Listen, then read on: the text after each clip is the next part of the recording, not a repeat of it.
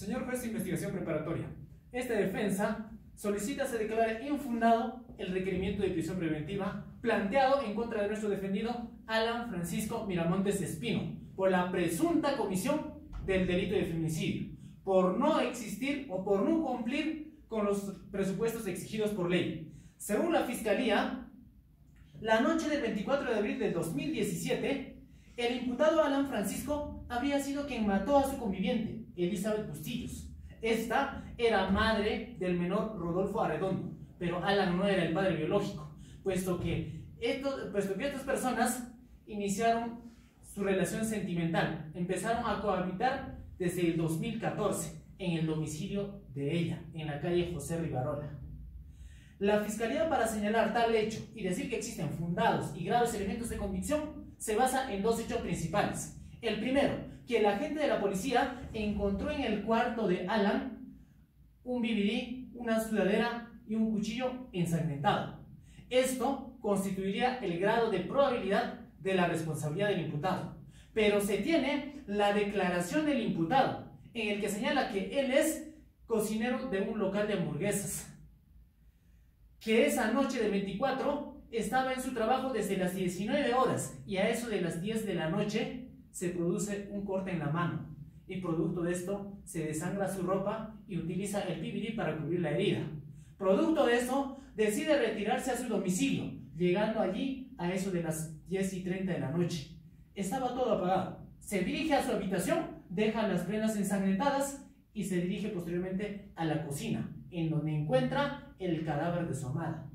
Si bien es cierto, esta declaración no es prueba, pero esta declaración hace ver que el principio de presunción de inocencia está aún más latente, y la Corte Interamericana de Derechos Humanos en diversas sentencias ha señalado que para dictar una medida de prisión preventiva contra una persona que se presume inocente se tiene que desvirtuar el principio de presunción de inocencia. ¿Y cuándo se desvirtúa el principio de presunción de inocencia? Cuando se ofrecen suficientes pruebas incriminatorias, cuando se ofrecen pruebas objetivas que vinculen al imputado. Y en este caso, no se sabe si la sangre de las prendas pertenecen a la víctima. En consecuencia, el principio de presunción de inocencia está aún más latente. El segundo hecho es que al momento de encontrar las prendas del agente, el menor Rodolfo se asoma de la puerta y le indica Alan fue. Y a esto se suma la declaración del menor que señala que Alan fue quien mató a su madre. Pero por otro lado, tenemos las declaraciones referenciales de la madre y de la hermana de la víctima, quienes claramente declaran motivados por un odio, por un rencor, por un desprecio obsesivo hacia el imputado. En sus declaraciones señalan de que desde un primer momento no les quería, de que este es un inepto, un bueno para nada, que tenía un trabajo barato. Entonces, de estas declaraciones se puede ver que existe la gran probabilidad de que el menor haya actuado y haya declarado producto de una obligación ejercida por su abuela, su tía y sus otros tíos. En consecuencia, no se cumple el primer requisito respecto a la prisión preventiva. Gracias.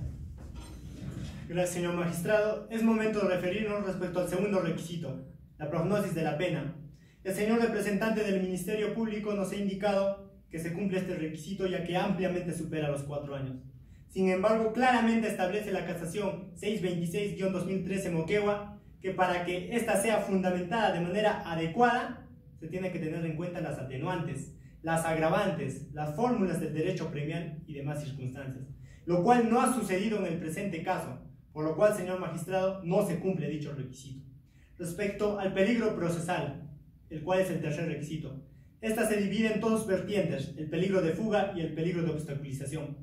Respecto al peligro de fuga, hay que demostrar el arraigo en el país. Mi defendido sí tiene arraigo, tanto familiar, laboral y una residencia habitual. Respecto al arraigo familiar, el señor tiene hermanos, tiene familia, es más, reconoció al menor, ya que éste lo consideraba como un padre y el señor Alan Francisco al menor como un hijo. ¿Qué más prueba que esa, señor magistrado?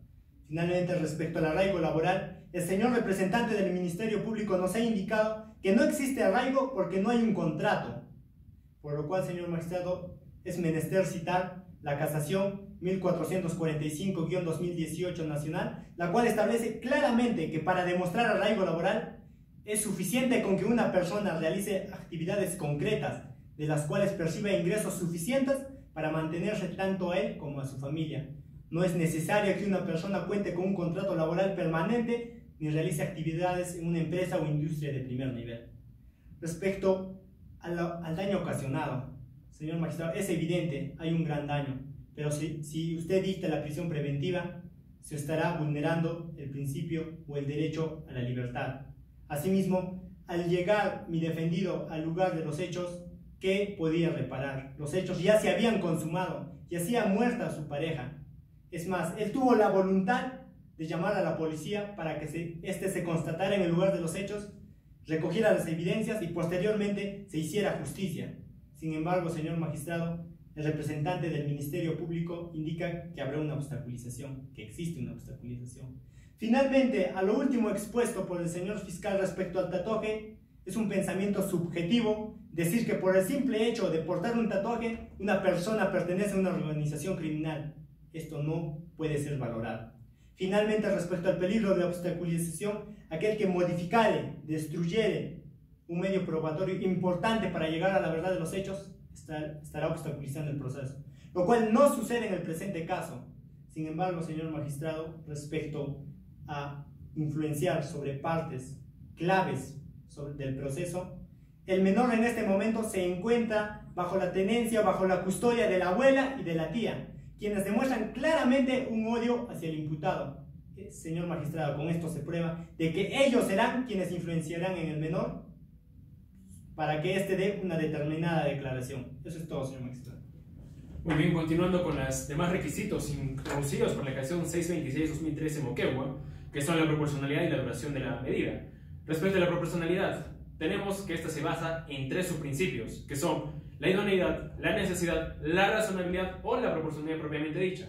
Ahora, tenemos que la idoneidad, el Ministerio Público pone como medio la prisión preventiva y la finalidad asegurar la presencia del imputado durante todo el proceso penal. Esto obviamente, según el segundo requisito, que es la necesidad, choca directamente con el medio, puesto de que existe un mecanismo procesal igualmente efectivo, que es la comparecencia restrictiva. Además, que esto, juntado con el tercer requisito, que es la razonabilidad, chocan directamente, puesto de que se tienen actuados de la declaración de la radiooperadora Margarita Ochoa, que fue Alan Francisco Miramontes Espino quien llamó a la policía cuando encontró el cadáver de su amada, entre sollozos y desesperado. Además, también corroborado con el atestado policial hecho por Herbert Achondo Villegas, que es el oficial que realizó la intervención en el domicilio, que textualmente dice: fue Alan Francisco Miramontes Espino quien abrió la puerta y lo invitó a pasar y lo condujo por todo el domicilio para que realice su labor. Por tanto, señor juez, se tiene probado de que nuestro patrocinado coadyuvó a la justicia en todo momento, no siendo necesaria una medida tan gravosa como la prisión preventiva para asegurar la presencia de nuestro imputado, puesto de que su finalidad es de que se esclarezcan los hechos y se encuentre el verdadero asesino de su amada. Ahora, respecto a la duración, el Ministerio Público tampoco ha acreditado por qué se está dando una duración excesiva, puesto que como se tienen actuados, ya se realizaron todas las diligencias y actuados necesarios, incluso para hacer una instalación de juicio oral. Por tanto, señor juez, por estos fundamentos, solicito se declare infundado el requerimiento de prisión preventiva. Muchas gracias.